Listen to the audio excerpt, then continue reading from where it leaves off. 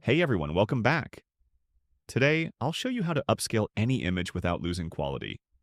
And the best part is, we're going to be using Google AI and it's completely free. First, open your browser and go to aistudio.google.com.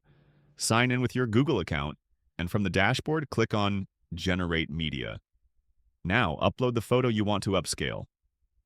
Once it's loaded, go to the text box and type a simple prompt like, upscale this image to 4K without losing quality, or enhance this image to high resolution, sharp, and clear. Click Generate and Google A. I will process your image, boosting the resolution while keeping the details natural and clean. If the first result isn't quite what you wanted, try adjusting your prompt.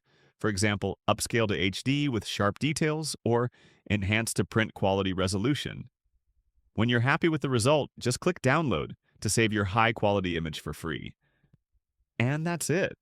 With Google AI Studio, you can take any low-resolution photo and turn it into a sharp, professional-looking image in just a few steps. If you found this helpful, don't forget to like the video, subscribe for more AI tutorials, and I'll see you in the next one.